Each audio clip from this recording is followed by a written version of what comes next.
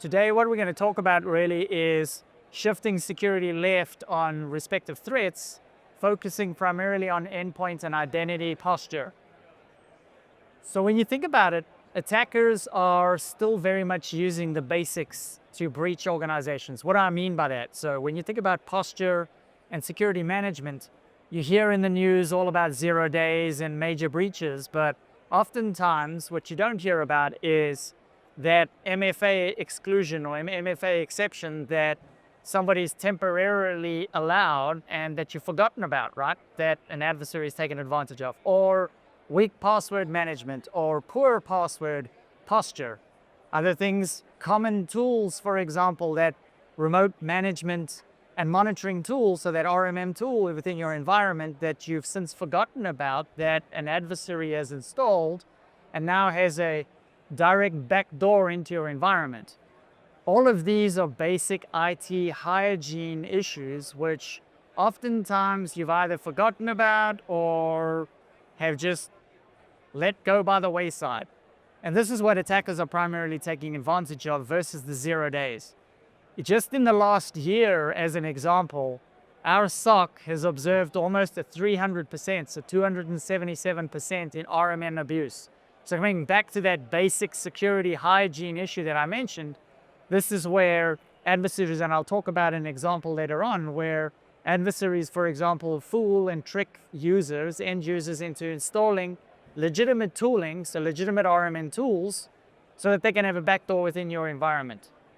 Your EDR is not going to pick that up. Your AV is not going to pick that up. Why? Because they're actually legitimate tools that are being misused by adversaries within your respective environment.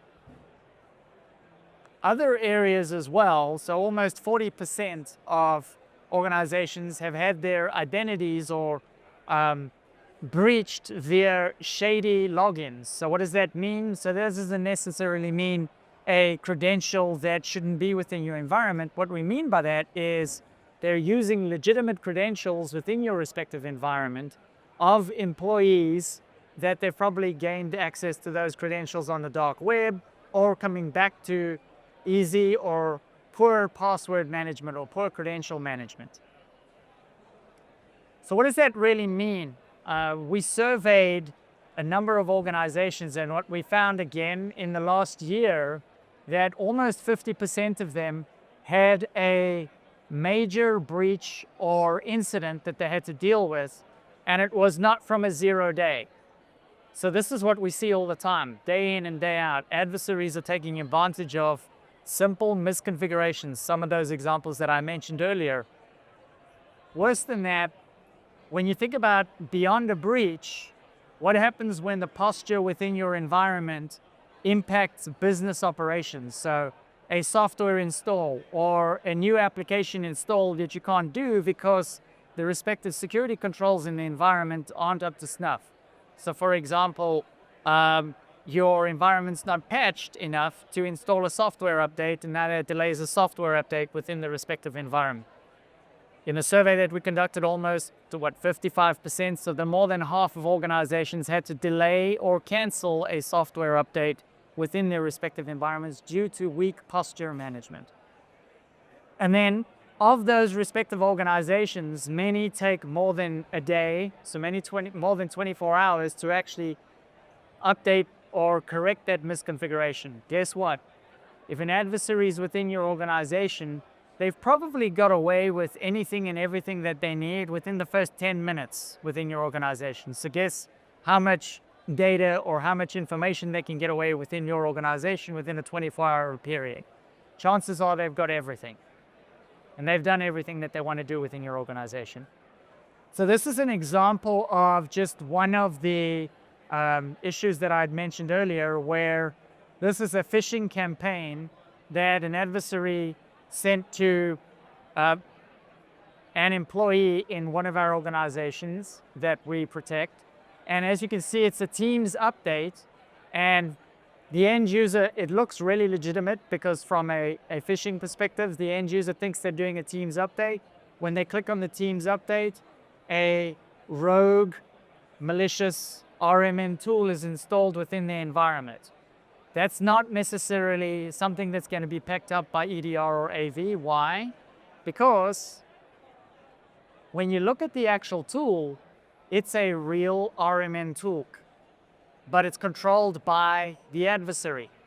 So now from an IT perspective, if you don't have good controls or understand, should this RMM tool be installed in my environment? If I'm an IT person, I'm looking in the environment and I see, for example, a data RMM tool installed within the environment, it's signed by Microsoft, it's a real RMM tool, but as the end user has given backdoor access into the respective environment, that RMM tool is controlled by an adversary.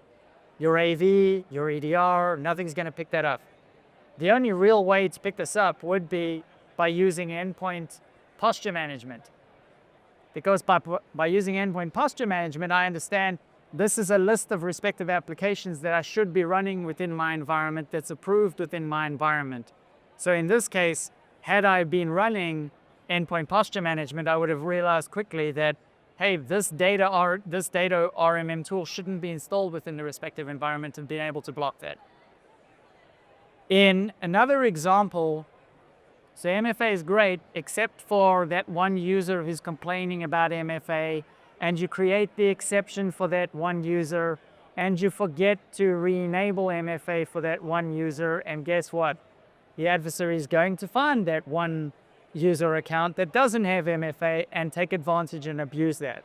That's exactly what happened in this respective case here, where, let me go back, where the adversary took advantage of the only MFA account that, or excuse me, the only credential that didn't have MFA enabled in this respective environment, and went ahead and infiltrated the respective organization. So this is really where it becomes super important to think about both endpoint and identity, where how can we shift left and look at the respective posture. It's got nothing to do with detecting malicious activity or behavior. It's more restricting your security controls and restricting what's allowed to run within your respective environment. Is my MFA configured correctly? So how do I shift left my security controls so that I not only lock down and address all of these simple misconfigurations, but at the same time then, when I'm shifting left, I'm addressing those misconfigurations and posture within my environment from an identity and endpoint perspective. And then within that environment, anything that does slip through, you have your ITDR, so your identity threat detection and response, and your EDR, so your endpoint detection and response to address that. So you're not only moving the barrier. So remember I mentioned earlier, 50-odd% or 45-odd% of organizations had been breached last year in survey data that we had done simply from misconfiguration. So you're already wiping out almost 50% of issues that adversaries are taking advantage of. These are some of the use cases in that we do focus on. So it's better from a security perspective to focus on what's the respective outcome that you're trying to achieve. Are you trying to achieve endpoint integrity, so to address some of those use cases, ransomware, info stealers, etc.? Or are you looking to address identity resilience and protecting yourself from any things like account takeover or BEC attacks, as an example? And then ultimately, operational readiness, where you need to have full visibility of the respective environment so that you're addressing what's going on between multiple attack vectors. So not only on your endpoint, but on your identities as well. And how do you stitch all of that together so you have visibility across all of those respective attack vectors?